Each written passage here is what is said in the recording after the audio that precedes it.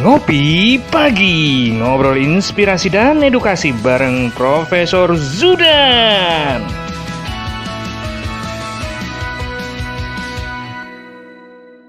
Acara ini didukung oleh Desa Wifi, Tol Langit Desa Indonesia. Salam bahagia kerabat desa Indonesia, selamat pagi, salam ngopi pagi bersama Prof. Zudan. Pagi ini ada yang menarik, kita ingin berbincang dengan Prof. Zudan dan ada tamu spesial kita, teman-teman dari BPJS, karena topik yang dipilihkan oleh tim redaksi dari Dukcapil ini udah pekan terakhir, minggu terakhir, agenda jadwal kita ngopi pagi bareng Prof. Zudan. Ini mulai asik-asik ini tema yang dipilih atau topik yang dipilih teman-teman redaksi dari Dukcapil. Yuk urus BPJS-mu. Ini udah bahasanya udah bahasa milenial ini. Jadi hati-hati jadi milenial harus menunjukkan prestasi. Pagi Prof, apa kabar Prof? Selamat pagi, Assalamualaikum warahmatullahi wabarakatuh. Waalaikumsalam. Mas Suryo Koco, rekan-rekan TV Desa, kerabat desa yang berbahagia, serta sahabat Dukcapil, dan kawan-kawan yang kami hormati, kami cintai, kami sayangi dari BPJS Kesehatan, yang sudah 7 tahun terakhir ini terus menjalin kerjasama dengan Dukcapil Kementerian Dalam Negeri. Selamat pagi, semoga sehat selalu, penuh hikmah, penuh berkah di hari Senin yang penuh dengan kemuliaan hari ini. Sehat selalu, Mas Suryo Koco. Alhamdulillah, Prof. Walaupun suaranya belum nyaring betul. Apa ini ceritanya, Prof? Kok terus ada agenda urus BPJS-mu ini? Ya, dalam satu sistem bernegara, urusan kesehatan itu urusan yang paling mendasar, Mas. Oke. Semuanya boleh dilakukan, akan menjadi tidak banyak berarti bila tubuh kita tidak sehat. Betul. Urusan, kalau dalam penyelenggaraan pemerintahan, urusan kesehatan itu adalah urusan wajib, urusan pelayanan dasar, yang harus diselesaikan pertama-tama oleh pemerintahnya. Dan kesehatan menjadi tolok ukur sebuah negara itu sejahtera atau tidak. Karena tolok ukurnya itu ada 3. Sebuah negara itu disebut sejahtera, tubuh dan jiwanya sehat, dompetnya tebal, otaknya cerdas. Kalau ukurnya 3 itu. Dompet tebal, penuh kartu kredit, repot juga. Oke, pertama, lanjut. Badannya harus sehat, jiwanya harus sehat. Tentu ini urusan kesehatan. Ini sangat terkait dengan BPJS.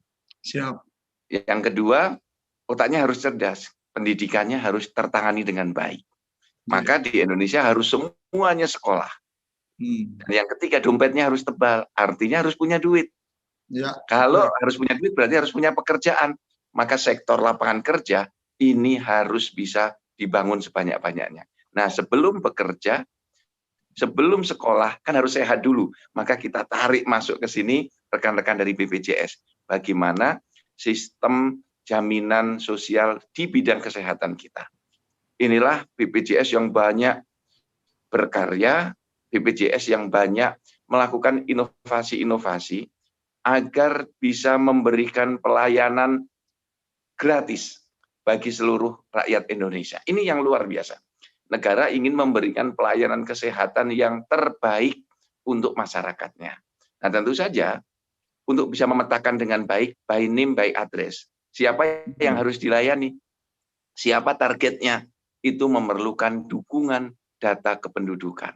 Karena hanya di Direktorat Jenderal Dukcapil Kementerian Dalam Negeri yang memiliki data penduduk 268 juta, by name, by address, itu lengkap. Nah, ini memang sudah lama, 7 tahun kita bekerja sama. Dan ini saling memberi, saling mengisi, saling melengkapi. Kadang-kadang, Mas, di dalam kita berpartner juga saling mengkritik. Tetapi mengkritik untuk saling menguatkan. Jadi seperti orang bertinju, BPJS adalah sparring partner setia Dukcapil.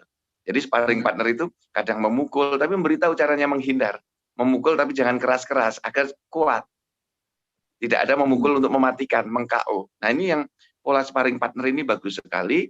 Dan nanti Mas Iqbal, Mas Nuim bisa bercerita bagaimana di BPJS sekarang sedang terus menyelesaikan agar semua peserta BPJS berbasis NIK. Kita sudah menyinggung banyak, Mas Surya Koco, peran NIK di dalam pembangunan. Setiap kali kita menyebut penduduk, maka penduduk itu harus single identity number. Satu orang memiliki satu NIK, memiliki satu kartu keluarga, dan hanya boleh memiliki satu KIA atau satu KTP untuk orang dewasa. Nah, inilah basis layanan kependudukan Indonesia yang mendukung layanan kesehatan yang dikelola dengan sangat sungguh-sungguh dan masif oleh BPJS Kesehatan. Itu pembuka saya, Mas Surya Koco. Oke, Prof. Prof ini sudah hadir teman-teman dari BPJS, mungkin ada yang bisa di-share informasi, karena kalau tidak salah kemarin ada informasi seputar teman-teman atau masyarakat yang belum mempunyai KTP elektronik atau NIK-nya tidak terdeteksi di KTP elektronik, maka akan off-kan dulu sementara layanannya, mungkin untuk layanan yang untuk KJN mungkin ya, atau seperti apa? Mungkin teman-teman dari BPJS bisa membantu menjelaskan, mungkin gitu ya, Prof? Ya, silakan Pak Nuim, Pak Iqbal, silakan berbagi.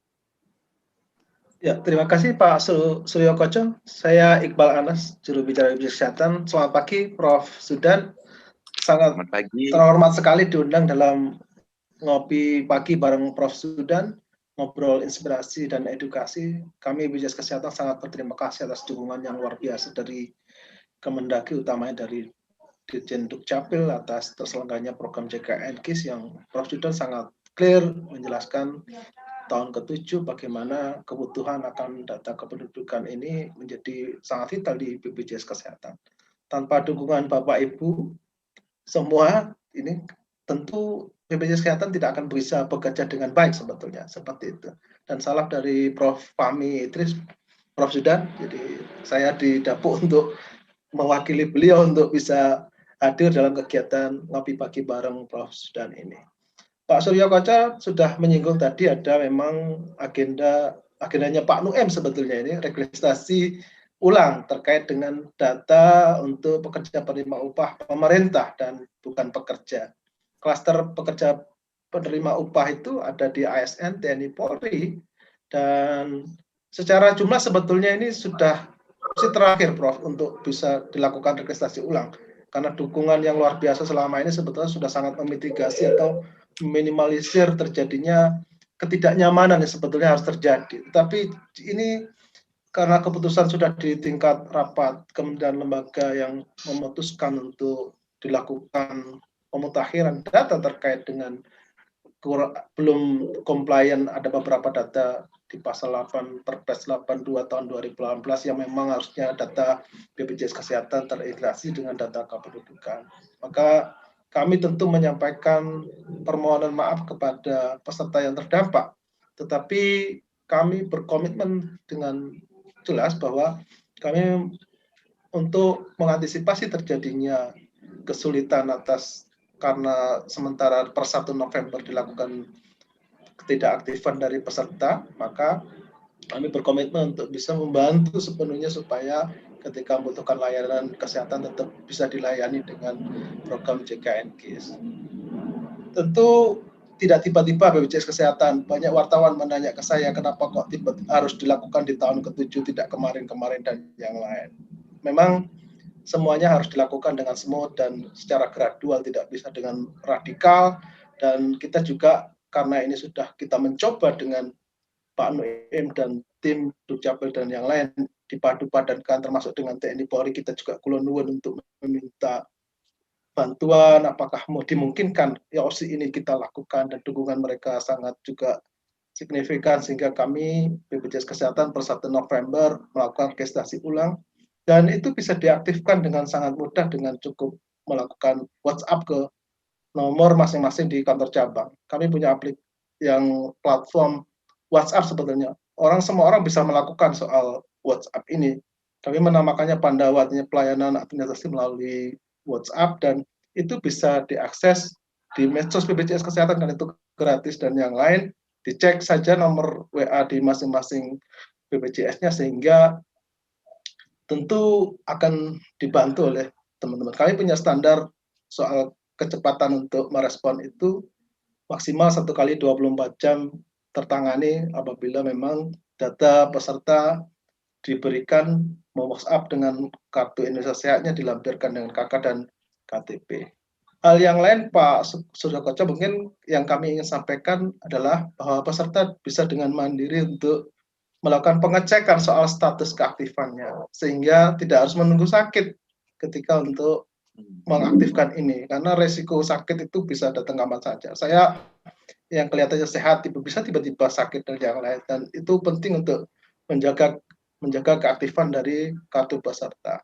Secara jumlah Prof Zudan kami laporkan sebetulnya untuk pekerja penerima upah pemerintah tidak begitu banyak sebetulnya, karena kalau dibagi selindo akan sangat minimal, tapi pasti akan terjadi ketidaknyamanan dan yang lain, dan ketika kami dengan menyampaikan ke publik, memang wartawan ngejar terus Prof sampai hari Minggu dan yang lain, tapi kami berkomitmen untuk memberikan klarifikasi soal kenapa harus dilakukan itu, kenapa ada rekomendasi KPK, ada dari audit BPKP, yang tentu BPJS Kesehatan memang harus mengambil langkah ini, dan harapannya memang bisa secara proaktif.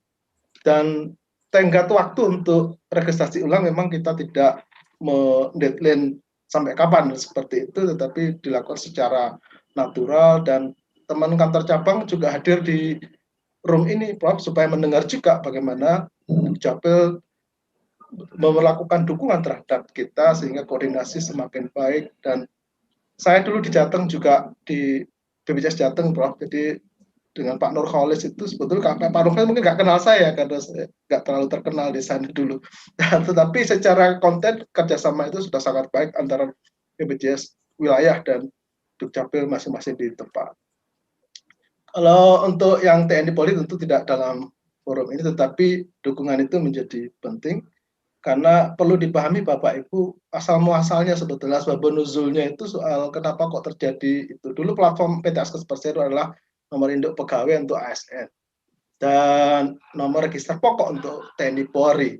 Tetapi ketika ditransformasi ke BPJS Kesehatan, dia memang belum diupdate dengan NIK dan yang lain. Tetapi kita juga melakukan koordinasi setelah EKT menjadi sebuah kewajiban, dan kita akhirnya dengan opsi terakhir ini dengan jumlah yang sebetulnya tidak terlalu signifikan.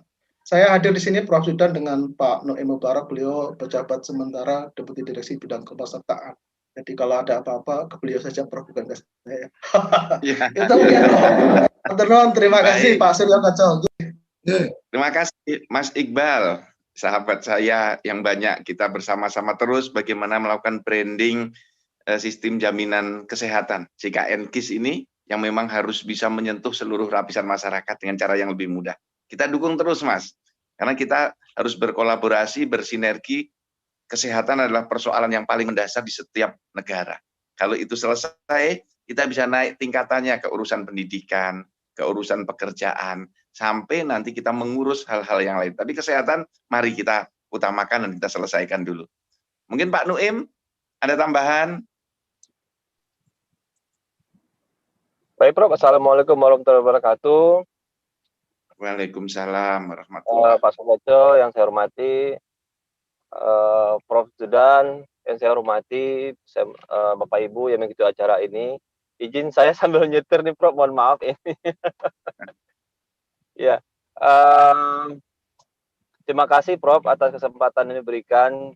Saya sangat senang sekali Prof bisa hadir dalam kegiatan ini. Di sela-sela waktu Bapak Ibu, kami diberikan kesempatan oleh Prof Zudan untuk hadir mengisi acara ini, kegiatan dengan pelayanan BPJS Kesehatan. Jadi Prof. Zudan, Bapak Ibu yang saya hormati, menambah apa yang disampaikan oleh Pak Iqbal tadi, di dalam Undang-Undang 24 2011 tentang BPJS Kesehatan dan Undang-Undang 40 2004 tentang Sistem Jaminan Sosial Nasional, di sana disampaikan bahwa seluruh penduduk yang namanya peserta BPJS itu adalah seluruh penduduk Indonesia. Nah, kalau kita kaitkan dengan Undang-Undang 24 2013 tentang administrasi kependudukan, di sana disebutkan seluruh penduduk Indonesia itu wajib memiliki identitas kependudukannya. Nah, di sini keterkaitan kuat antara data kependudukan dengan jaminan sosial. Karena memang sesungguhnya kalau kita bicara sistem jaminan sosial, akan bicara tentang data penduduk by name by address seperti yang disampaikan oleh Prof. Zudan tadi. Artinya memang harus terkait, sangat terkait. Kami Prof. Zudan sangat mengucapkan terima kasih setinggi-tingginya Prof kepada Prof. Zudan dan ke seluruh jajaran Prof di kantor di Pasar Minggu dan seluruh Disduk Capil Prof. Saya nggak bayangin kalau misalnya tanpa dukungan Prof. Zudan dan seluruh jajaran, pelayanan JKN ini kepada seluruh penduduk Indonesia akan menemui hambatan. Karena kalau sesungguhnya kalau kita melihat pengalaman dari luar negeri sekalipun, bicara tentang sistem jaminan sosial nasional, apabila urusan data pesertaannya itu beres, insya Allah kaitan dengan pelayanannya, insya Allah itu akan berjalan dengan baik. Bapak Ibu yang saya hormati, seperti yang disampaikan oleh Pak Iqbal tadi bahwa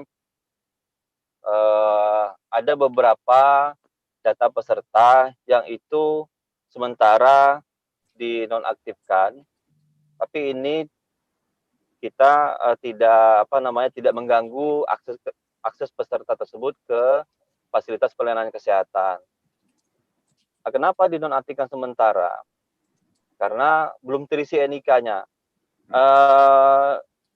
Asal muasal ceritanya, kalau boleh izin saya menyampaikan sedikit. Jadi Prof. Zudan, Bapak Ibu, ketika awal implementasi JKN yang diselenggarakan oleh BPJS ini pada 1 Januari 2014, data-data PNS, pensiunannya, itu merupakan pengalihan dari PT Askes dan itu haknya adalah NIP, nomor induk peserta yang ada di PNS. Kalau TNI Polri itu datanya dientrikan dan tidak ada validasi, pada saat itu belum ada validasi ke data kependudukan. Jadi pada 2014 itu BPJS belum bekerja sama dengan Direktorat Jenderal Dukcapil. Nah, alhamdulillah pada awal 2014 itu jumlah peserta BPJS sekitar 180-an juta itu tanpa NIK. Dengan adanya dukungan dari tim Dukcapil, pusat dan daerah, sekarang ini jumlah yang belum terisi NIK berjumlah sekitar 6 juta, Prof. Nah, di dalamnya itu ada segmen TNI Polri yang dan pensiunannya ini yang berdasarkan rekomendasi KPK, hasil audit BPKP dan hasil rapat koordinasi kementerian lembaga, di eselon 1 kementerian lembaga, direkomendasikan untuk dinonaktifkan sementara, tapi tidak menghambat akses peserta terhadap fasilitas kesehatan. Nah, kami namanya adalah program registrasi ulang. Jadi cukup peserta memfotokan dan mengirimkan KTP-nya ke kanal layanan tanpa tatap muka BPJS Kesehatan dengan SLA maksimal 1 kali 24 jam, kita akan aktifkan kembali. Nah, kami mohon dukungan Bapak Ibu untuk ini bisa berjalan dengan baik, dan kami sudah menginstruksikan ke seluruh jajaran direksi. Saya kira sudah clear menginstruksikan untuk bersikap proaktif apabila ada permintaan atau ada info dari peserta untuk dilakukan reaktivasi karena datanya belum terisi NIK. Mungkin sementara Bapak Ibu itu yang bisa saya sampaikan. Nanti kalau ada diskusi, nanti izin saya mungkin menambahkan. Demikian Prof, makasih Prof. Oke, menarik tadi ada angka 6 juta ini Prof. 6 Iya. juta mungkin yang dari kalau TNI Polri dengan kemarin datanya mungkin tidak menggunakan NIK, kemudian mungkin ada dari ASN atau mungkin juga dari masyarakat yang masuk di program JKN mungkin ya. Kalau untuk yang BPJS Kesehatan Mandiri otomatis tidak ada masalah ya, Mas Noem ya? Iya Pak Sokoco, izin saya menambahkan Pak, tadi mungkin ada yang keluput sama saya. Ya. Jadi 6 juta itu yang paling besar adalah data di penerima bantuan iuran, Pak. Oke. Yang JKN itu ya? 5 juta. Apa sih itu sekarang? Penerima bantuan iuran itu data penduduk fakir miskin yang kita terima datanya itu dari Kementerian Sosial, Pak. Nah, itu yang setiap bulan kita sampaikan ke Kementerian Sosial untuk bisa dilakukan pemutahiran data. Nah, memang untuk pemutahiran data ini sama halnya seperti administrasi kependudukan, memang diharapkan peserta juga dapat melaporkan perubahan data-data dirinya gitu. Jadi misalnya kalau yang dia sudah berumah tangga misalnya atau dia sudah memiliki anak, ya kita harapkan peserta tersebut dapat segera mengurus administrasi perubahan data kependudukannya.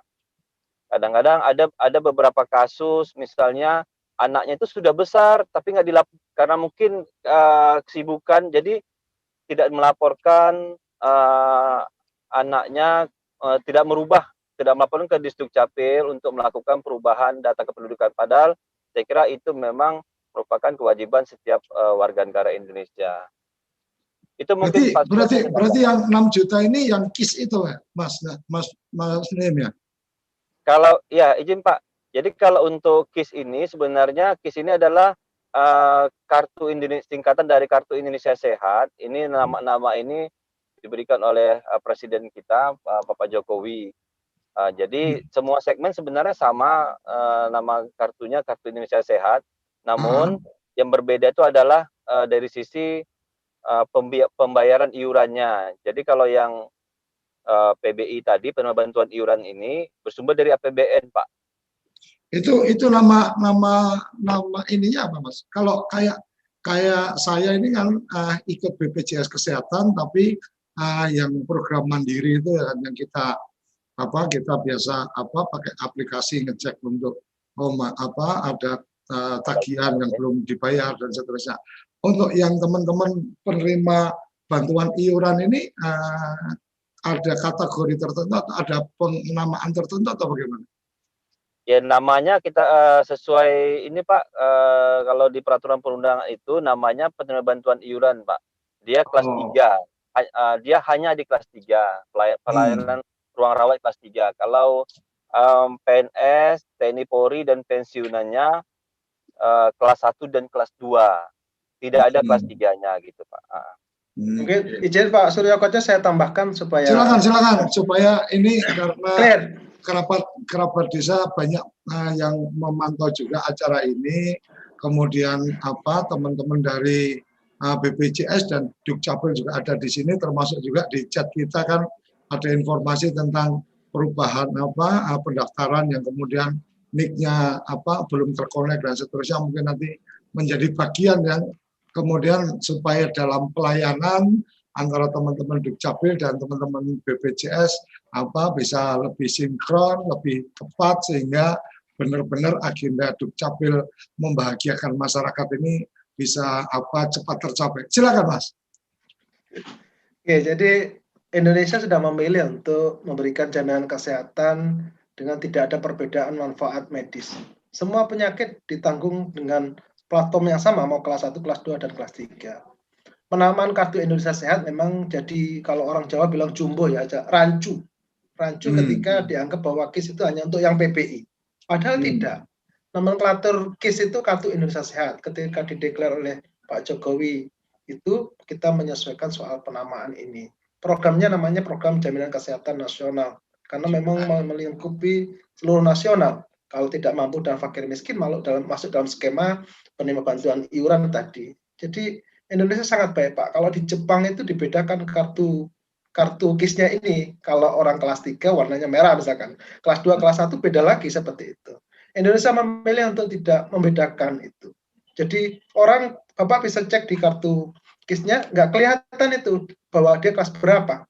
Supaya menghindari orang memperlakukan diskriminasi sebetulnya di rumah sakit misalkan. Oh ini kelas 3 nanti kasih perawat yang paling nggak senyum kan begitu ya, itu padahal tidak. Jadi konteks negara ini sebetulnya sudah memilih dengan tepat. Apalagi di praktek beda Pak, saya mengalami. Nah betul, antara praktek itu makanya kan ini kan bagian dari mungkin gini Pak Iqbal, forum ini kan kita pengen lebih mengklirkan untuk supaya teman-teman mendapatkan informasi update tentang adanya penonaktifan dan mungkin juga bagaimana kita mencoba mengkolaborasikan antara BPJS dan Dukcapil ini sehingga dalam konteks pelayanan pendataan dan seterusnya menjadi lebih efektif efisien. Monggo Mas. Ya. Jadi secara data Pak Nuim sebetulnya sudah mengirimkan ke cabang dan wilayah untuk bisa dilakukan sowan ke teman-teman Dukcapil data mana saja yang memang harus disinkroniskan seperti itu supaya bisa diinput soal data kependudukannya.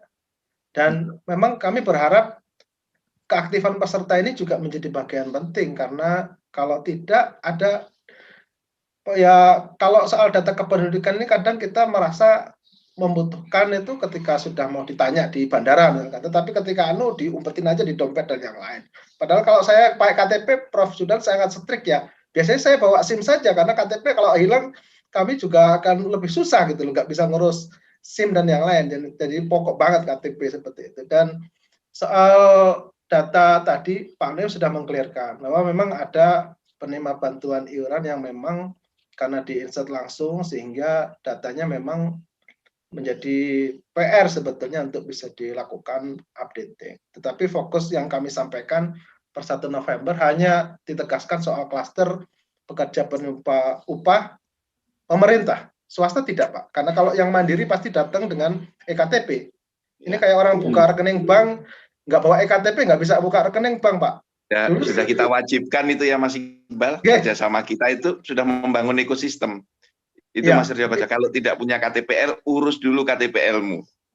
Kan gitu. Nah, sehingga itu kalau untuk yang mandiri, Bro. Enggak yang sekarang kan kalau saya menangkapnya tadi dari penjelasan ada Mas Nuim tadi menyampaikan bahwa penerima bantuan iuran itu datanya dari Kementerian Sosial. Kemudian dari Kementerian Sosial otomatis ketika kemudian ada proses untuk dinonaktifkan, ada kemungkinan berarti urusan data dari KTP elektroniknya yang mungkin tidak firm, artinya secara update data itu tidak firm. Mungkin next yang menjadi menarik menurut saya sebagai orang awam adalah ketika PBI ini sumber datanya dari Kementerian Sosial, kemudian data KTP elektroniknya ada di Dukcapil, kemudian BPJS ini sebagai pemanfaat data, ini kan berarti integrasi dari 3 pihak ini menjadi sangat penting, bahwa kemudian ini yang dapat bantuan iuran, apalagi kemarin sempat saya lupa persisnya kapan, tapi diinformasikan bahwa apabila yang mandiri mungkin terkena dampak terhadap COVID ini, dia kemudian tidak bayar nunggak berapa bulan kalau tidak salah, kemudian akan diotomatiskan masuk di penerima bantuan iuran, namanya seperti itu. Karena saya merasa malu juga kalau kemudian dapat iuran itu ya apapun mandiri saya, paling kemudian saya turunkan dari kelas 1 ke kelas 2 umpamanya ketika merasa terbebani. Jadi yang menjadi menarik adalah data penerima bantuan ini sumbernya dari Kementerian Sosial. Data KTP elektronik ada di Dukcapil. Teman-teman dari BPJS itu mengklirkan sumber data dari sosial, siapa-siapa yang dapat bantuan, kemudian mencoba melakukan konfirmasi data elektronik dari Dukcapil. Kira-kira gitu kan, Prof? Iya. Dan kita terus, ini Mas, memang kita tahu data itu problem besar di Indonesia. Nah, ini Kementerian Sosial itu tahun ini itu atau sampai dengan tahun depan melakukan pendataan penerima bantuan sosial dalam basis data terpadu itu, Mas, yang 99 juta itu diupdate dan memerlukan effort yang luar biasa. Nah, padahal kita memiliki sistem yang sederhana yang bisa kita lakukan, updating melalui Dukcapil. Kan Dukcapil itu sudah terpusat dari nasional dan terdesentralisasi sampai di tingkat kecamatan. Nah, ini dan sebenarnya perubahan. Sebenarnya kalau dari data Dukcapil memungkinkan juga mendapatkan updating perubahan kondisi dari warga kan, Prof? Iya. Jadi kita itu akan sangat senang kalau setiap kali warga melakukan perubahan, misalnya menikah, ayo pecahlah kakakmu agar keluarga intinya kelihatan dengan ayah, ibu, dan anak. Nanti itu di dalam penerima data di basis data terpadu kelihatan, sehingga program keluarga harapan itu kelihatan, Mas. Kan kita sekarang satu kakak masih banyak, ada kakek, nenek, ibu, anak, dan cucu kumpul. Nah, akan bagus kalau di Indonesia program keluarga harapan itu satu keluarga, satu kartu keluarga. Jadi kalau kakek nenek ya dengan anaknya, kalau sudah ada yang menikah pecah kakak, sehingga anak, ayah, ibu, dan anaknya itu satu lagi, satu kakak, sehingga satu keluarga kita dorong menuju satu kartu keluarga, sehingga akan kelihatan betul basis membangun keluarga harapan. Nanti ikutannya dengan BPJS. Oke, Prof, kalau data dari kakak itu sampai ke data penghasilan mereka atau enggak, Prof? Artinya sebenarnya kan kalau mereka melakukan updating atau mungkin pendamping PKH ini kemudian memberikan updating ke Dukcapil, maka kan sebenarnya akan menjadi gampang, menjadi otomatis, oh ternyata bulan ini mereka sudah mampu bayar sendiri, namanya kemudian artinya mereka tidak lagi menjadi penerima bantuan iuran, namanya seperti itu. Betul. Ini ada agenda itu atau bagaimana? Akan bagus seperti itu, Mas. Jadi ini seperti BPJS sudah memberikan data ke Dukcapil yang disebut dengan data balikan atau reverse data. Sehingga dalam database kependudukan itu datanya bertambah. Kalau dulu kan 31 elemen data. Sekarang ada data tambahan, data nomor kepesertaan BPJS. Tampak itu. Kemudian data NPWP tampak. Data memiliki rekening bank di mana, data tampak. Memiliki hutang di lembaga pembiayaan, beli mobil di mana, itu tampak, Mas. Sekarang menjadi DPO juga tampak dalam database kependudukan kita. Nah, dengan data dari Kementerian Sosial nanti akan tampak dia dapat bantuan sosial apa, dapat kartu prakerja, dapat subsidi kartu Indonesia Sehat, dari Kementerian Pertanian dapat subsidi pupuk. Nah, sehingga rating penduduk kita itu tampak. Profiling penduduk kita itu tampak. Nah, inilah yang kita bangun dengan big data. Sehingga suatu ketika orang nggak bisa ngalah, Anda harus keluar dari program keluarga harapan. Karena sudah naik kelas, sudah bukan basis data terpadu kemiskinan lagi. Dan untuk BPJS suatu ketika nanti seluruh penduduk Indonesia 268 juta harus punya nomor BPJS semua. Artinya dia mulai tercover. Nah, inilah saya bersama BPJS, bersama rekan-rekan di kabupaten kota, mendorong betul yang belum punya NIK keluarkan dulu dari sistem layanan.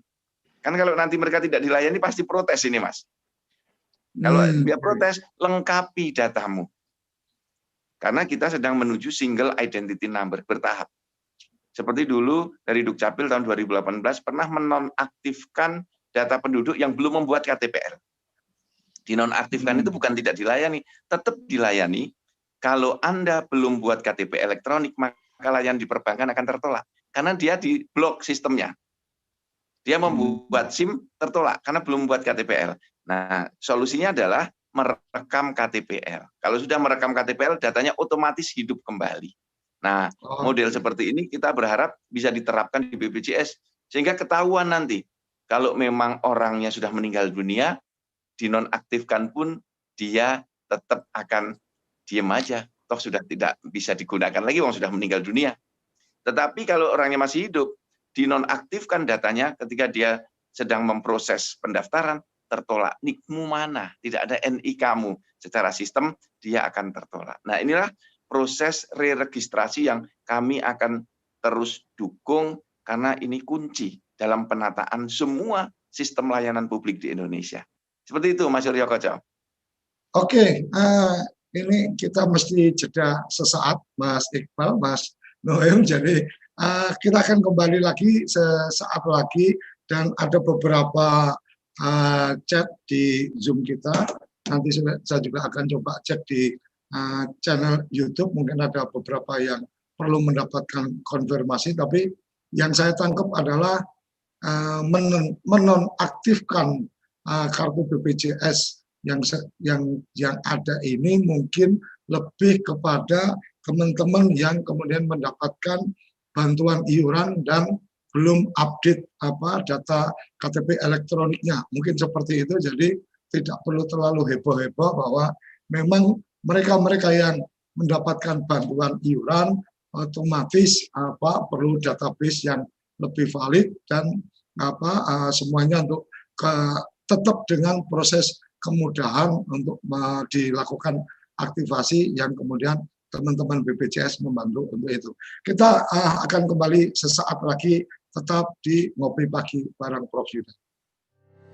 Kamu tinggal di pulau terpencil, pegunungan pinggiran kota, atau daerah di Indonesia yang tidak terjangkau jaringan fiber, ADSL, dan juga 3G. Internetan dengan cepat pasti cuma akan menjadi mimpi. Mau pakai tol langit, pakai Desa Wifi, kunjungi www.desawifi.id.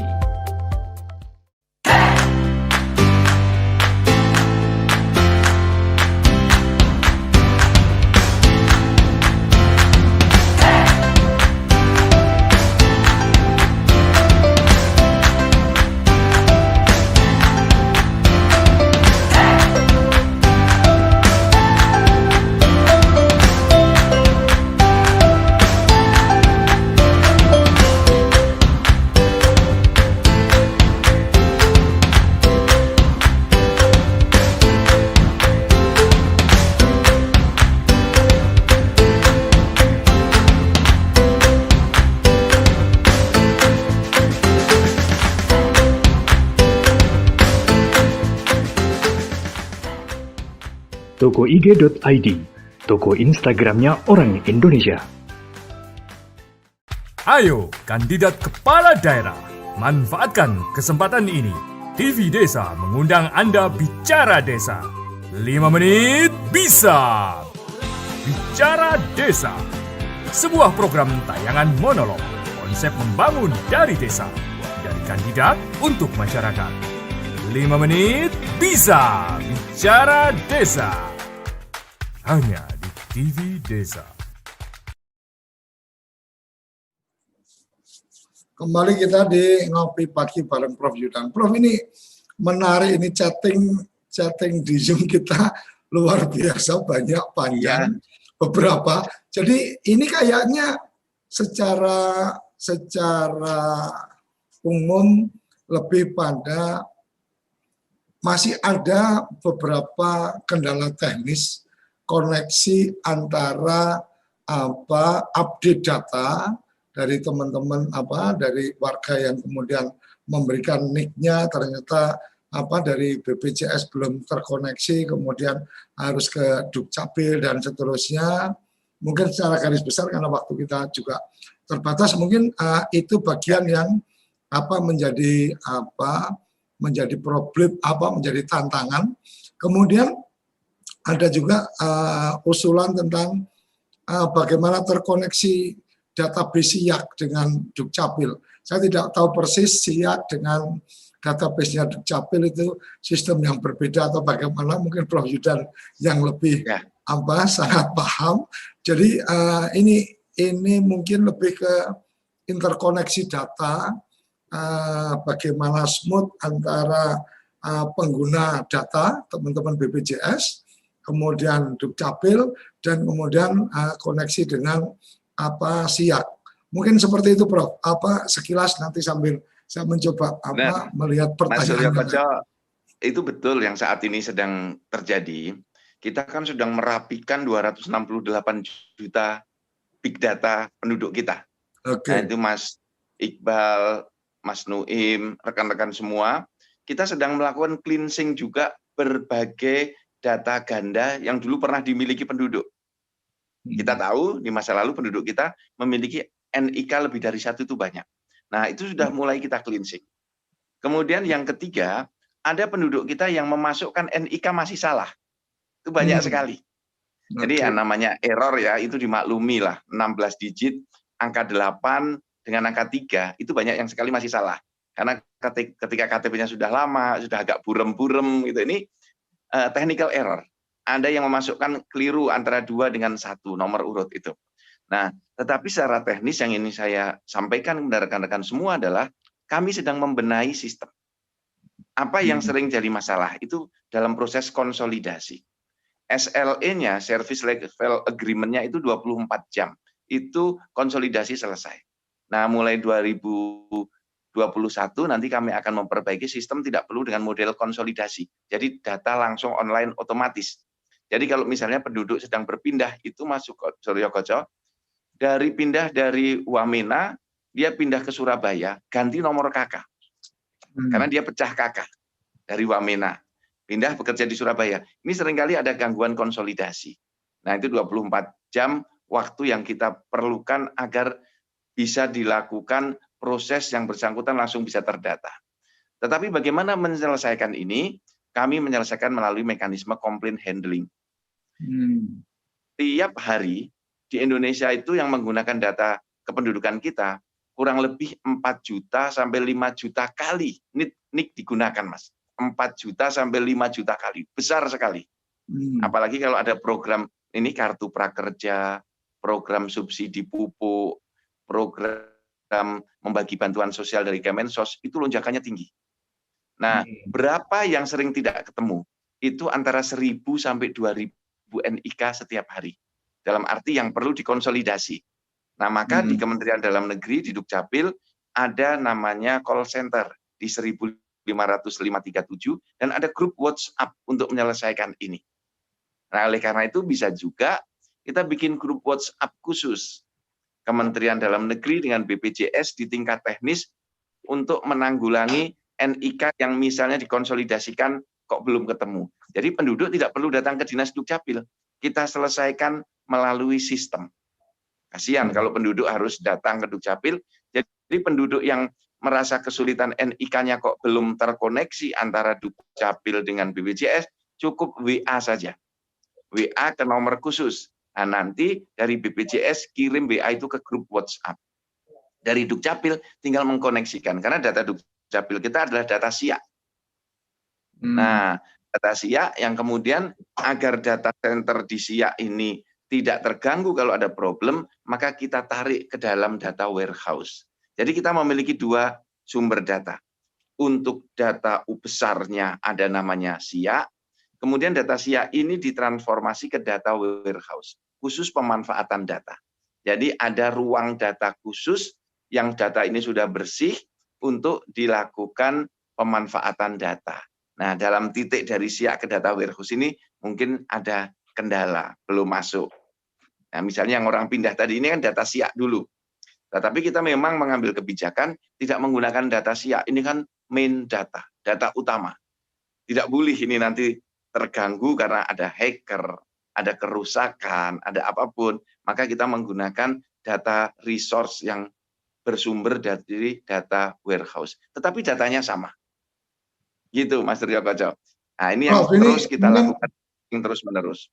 Mungkin yang menarik disampaikan di sini adalah tentang apakah teman-teman di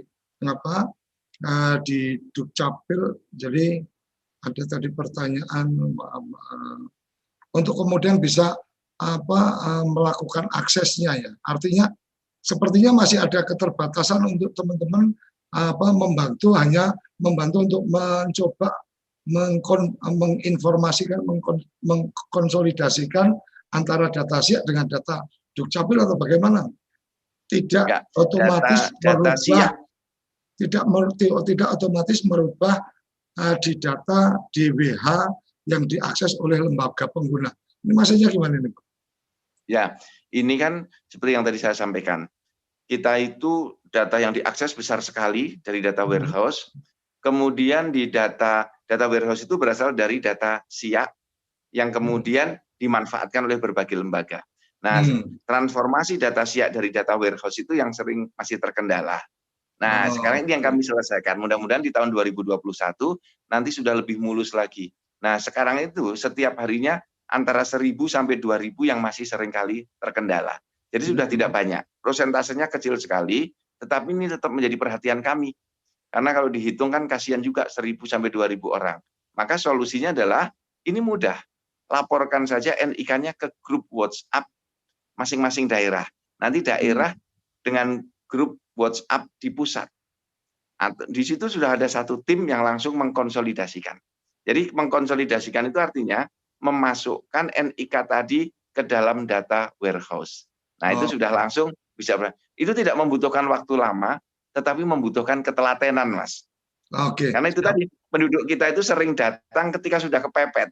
Bukan jauh-jauh hari mempersiapkan dirinya agar nanti ketika butuh, itu sudah langsung otomatis berjalan dengan baik. Nah, saran saya juga, kami akan terus proaktif, tapi masyarakat juga begitu. Diurus dokumennya, data kependudukannya diupdate. Misalnya menikah, segera pecah kakak. Prof, Kalau ini ada bayi ada lahir, yang menarik dari didaftarkan. Prof, ini ada yang menarik dari Depsos, dari Irin Dukcapil Kabupaten Kolaka.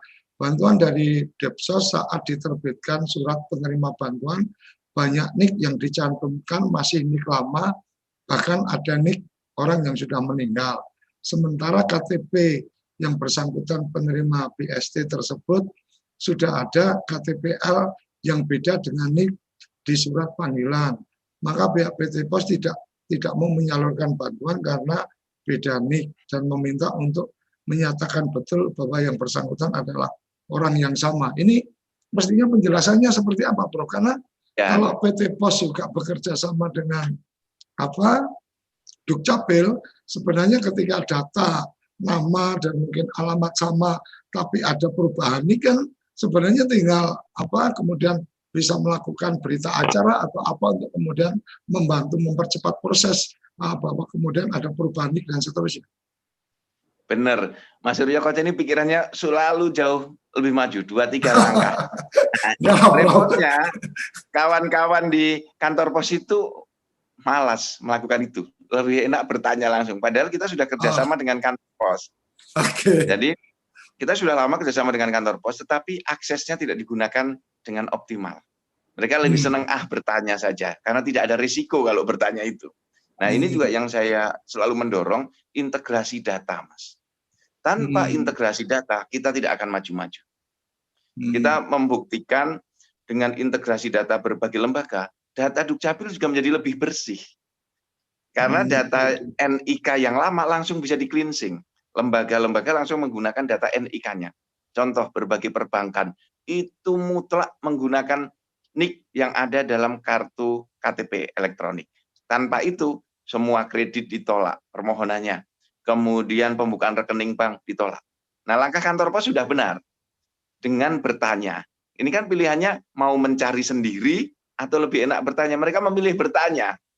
Nah, oleh karena itu teman-teman Dukcapil, jelaskan dengan berbasis NIK yang ada dalam KTP elektronik. Karena kita bekerja sama dengan Kemensos juga meng-cleansing datanya Kemensos, sehingga data Kemensos NIK-nya cocok dengan NIK yang ada dalam data SIAK. Nah, data SIAK itu kita bedakan, ada yang sudah ber-KTPL dan yang belum. Nah, maka kalau sudah ber-KTPL, kita gunakan NIK yang ada di dalam KTP elektronik. Seperti itu prosedurnya, Mas Suryo Koco.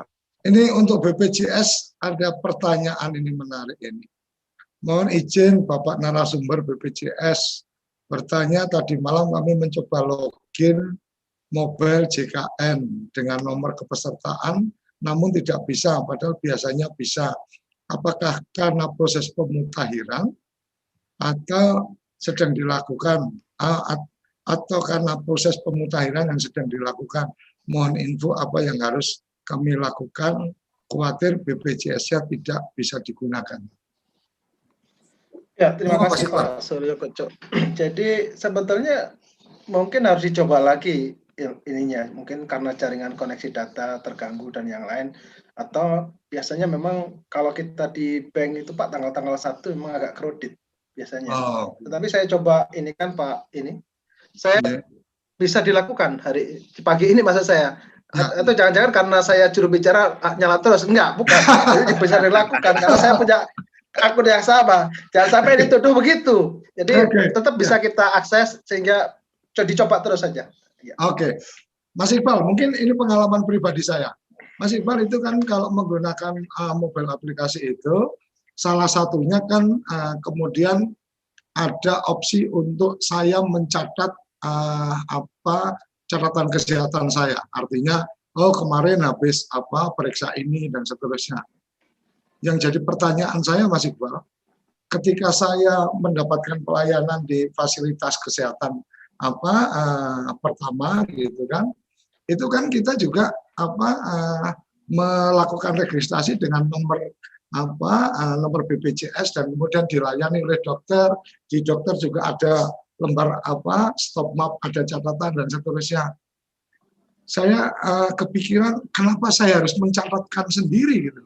Ketika kemudian dokter itu atau mitra dari BPJS itu kemudian ada fasilitasi platform, maka sebenarnya kan si dokter juga tinggal memasukkan aja, Suryo Koco kemarin pusing sebelah dan seterusnya, udah dikasih obat apa. Sebenarnya kan bukan harus saya yang mencatat, tapi dari pihak pemberi layanan kesehatan. Kira-kira gimana Mas Iqbal? Dan agak unik juga menurut saya ketika sudah bicara mobile aplikasi, ketika sudah mau bicara digital, tetapi di mitra dari BPJS sendiri itu mereka juga masih pakai buku stop map dan seterusnya. Padahal sebenarnya kan cukup tablet aja sih ini nulis, ya udah di apotekernya sudah langsung dapat informasi, dan database perjalanan kesehatan kita ketahuan. Tidak kali setiap datang ditanya punya obat-obat tertentu yang nggak boleh, dia kan sebenarnya bisa data dari rekam medis kita. Monggo Mas, ini mungkin di luar dari agenda kita, tapi yang masih nyambung lah karena ngurus BPJS. Jadi ini nyambung sama yang pernyataan Prof. Sudan bahwa Pak Suryo Koco ini langkahnya 3 langkah di depan kayak Garry Kasparov ini. Jadi katanya betul. Jadi konteks begitu Pak, memang di secara primary care di vaskes tingkat pertama di klinik keluarga atau dari puskesmas itu sebetulnya mereka nginput Pak. Jadi balik ke pernyataannya Prof. Sudan tadi, orang milih bertanya atau mengentre kan begitu kadang. Tetapi screening mandiri itu penting juga ketika kita sedang orang yang tidak berinteraksi dengan vaskes tingkat pertama, kan kita bisa men-screening. Kayak COVID ada di mobile JKN juga, sudah berapa ada batu-batu atau apa, itu membantu. Tapi secara historical data itu tercatat banget Pak di BPJS Kesehatan. Makanya yang dibilang membangun ekosistem dan integrasi data itu memang perlu takes time lah, perlu waktu. Dan kami BPJS Kesehatan sebetulnya mendorong ke vaskes tingkat pertama untuk bisa di bridging begitu, karena platformnya kan bisa macam-macam. Ada yang kalau di tempat lain udah pakai IndiHome atau pakai Tetre dan lain susah, sehingga memang kita harus mengatur supaya ada teman-teman primary care bisa menggunakan aplikasi yang sudah disiapkan oleh BPJS Kesehatan. Dan kalau antrian online di vaskes tingkat pertama itu memang kita dorong terus, karena akhirnya kita juga agak paksa Prof. Sudan dengan dimasukkan klausul kontrak. Kalau nggak gitu nggak jalan-jalan Pak. Memang harus begitu. Nah, kita daftar telepon aja nggak dilayani. Padahal kalau daftar online kan ya udah jam berapa saya bisa dilayani, kita datang juga mungkin 10 menit sebelum jam pelayanan, itu tempat antriannya juga nggak penuh dan seterusnya kan gitu Pak. Mas. Iya, ya betul. Jadi Pak Suryo Koco masih bisa sebatang dua batang kalau harus sambil nunggu kan gitu. Udah deket dan kaitan kalau antrian online bisa terdetek di awal sebetulnya. Tapi memang ini merubah perilaku, memang harus ada. Kalau nunggu kesadaran agak susah, jadi memang harus ini seperti registrasi ulang ini platform yang memang diubah hanya untuk pekerja penerima upah pemerintah, PPI tidak terganggu dan bukan bekerja di seperti itu. Jadi saya perlu tegaskan itu jangan sampai nanti jadi keruwetan baru PBI dan yang lain terganggu dan lain. Tapi PBI tidak ada isu, semua bisa berjalan dengan baik. Ini hanya untuk ASN TNI Polri dan bukan bekerja yang di sana ada pensiunan. Dan kami juga melakukan koordinasi dengan PT Taspen dan Asabri. Memang ini berarti yang TNI Polri dan ASN aja yang sekarang dilakukan ini Pak. Tidak semua, itu hanya data sisa. Siap. Dan itu tidak banyak juga sebenarnya ya. Cuma kan kadang-kadang ketika ada beritanya kemudian judulnya agak unik gitu kan jadi heboh kan biasa gitu. dan forum ini mungkin menjadi bagian untuk memperjelas kepada publik, kepada teman-teman BPJS di daerah juga, teman-teman Dukcapil di daerah juga, sebenarnya ada apa sebenarnya yang sedang agenda hari ini. Prof, nggak terasa ini sudah di penghujung, nanti closing-nya ada Prof. Zudan dan teman dari BPJS. Silakan, Prof. Ya, terima kasih Mas Suryo Koco, seluruh kerabat desa yang berbahagia, sahabat Dukcapil dan pemerintah TV Desa, serta Mas Nuim dan Mas Iqbal, sahabat-sahabat dari BPJS. Pagi hari ini tidak terasa juga ini banyak sekali yang mengikuti acara kita, Mas Suryo Koco. Ya. 300 lebih di Zoom dan di YouTube. Nah, ini kita memiliki influencer baru yang bisa menjelaskan bahwa Indonesia itu terus bertransformasi. Artinya kita bergerak terus maju agar sistem kita bisa melayani masyarakat dengan baik. Saya teringat pepatah Melayu, Allah bisa karena biasa. Nah, dulu kan kita sulit sekali bertata kelola dengan database yang akurat. Hampir tidak pernah dulu kita menggunakan database secara konsisten, ya, terus-menerus dan melakukan updating. Nah, sekarang kita harus membiasakan diri. Data penduduk berubah, laporkan. Data pendidikan berubah, laporkan. Sudah menikah, laporkan. Pecah kakak, laporkan. Nah, ini akan memperkaya dan akan memudahkan tata kelola kita dalam semua layanan publik. Tanpa dukungan masyarakat, pemerintah tidak akan bisa bergerak cepat. Nah, oleh karena itu, seluruh warga bangsa Indonesia, mari update data kependudukan Anda. Kami siap membantu. Setiap ada kesulitan, datanglah pada kami, dan setiap ada kabar baik, kabarkan kepada seluruh warga bangsa kita. Demikian Mas Suryo Koco. Monggo tamu istimewa kita dari BPJS, Mas Noem atau Mas Iqbal, atau dua-duanya boleh closing statement, ada harapan-harapan apa, karena di tiap pagi ada berkumpul kerabat desa dan sahabat Dukcapil di ngopi pagi bareng Prof. Zudan karena ada tausiah pagi. Silakan. Jadi kami berterima kasih sekali ngobrol pagi bareng Prof. Zudan, kami difasilitasi, ini luar biasa. Tidak kami bayangkan kami punya kesempatan untuk bisa hadir dengan teman-teman Dukcapil Selindo, Pak. Dan harapan kami memang seperti yang Prof. Zudan sampaikan bahwa ini bahasa media kadang soal dibekukan, Pak. Dibekukan itu kan susah ya. Tetapi sebetulnya beliau nyampaikan, sementara nonaktif kalau sudah diurus EKTP-nya misalkan seperti itu. Sesimpel itu sebetulnya untuk program Gilang ini. Kami tentu berterima kasih banyak atas semua dukungan termasuk TV Desa dan Pak Suryo Koco, pemimpin redaksinya, dan ini harapannya memang kerjasama ini tidak berhenti di sini. Tadi kita juga menangkap yang soal yang ditawarkan oleh Prof. Zudan itu bisa kita tangkap untuk membantu yang teman-teman di lapangan, karena memang tidak semuanya akan berjalan mulus, perlu dieskalasi, konsolidasi bisa dipercepat dengan komunikasi antara berbagai pihak. Semoga tetap sehat dan kita pandemi segera berakhir, Prof. Zudan, dan kita bisa menikmati hidup lebih bahagia. Amin. Terima kasih Pak Suryo Koco. Oke, Mas Noem, monggo silakan. Dari saya cukup Pak. saya kira yang disampaikan oleh Pak Iqbal tadi sudah cukup lengkap. Makasih Bapak. Oke, terima kasih Kerabat Desa Indonesia, sahabat Dukcapil, luar biasa. Masih banyak tersisa beberapa pertanyaan-pertanyaan yang ada di Zoom meeting. Kalau yang di YouTube, saya memantau rata-rata melaporkan hadir, jadi lebih pada rata-rata menyimak, walaupun ada 1-2 pertanyaan di channel YouTube yang insya Allah nanti teman-teman redaksi dari Dukcapil akan memberikan respon baik di channel TV Desa maupun channel Dukcapil. Acara ini siaran secara langsung di satelit Telkom Merah Putih dan juga Nusantara 1 juga dapat diakses melalui aplikasi Genflix.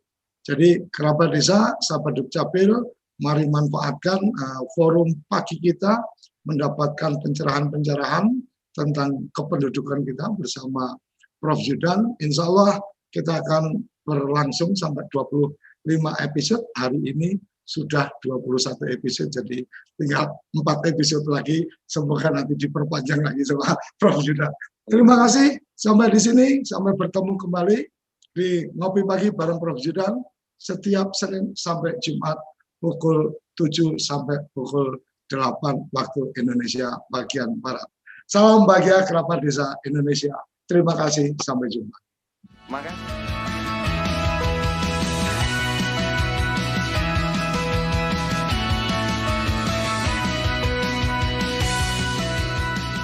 Ngopi Pagi, ngobrol inspirasi dan edukasi bareng Profesor Zudan.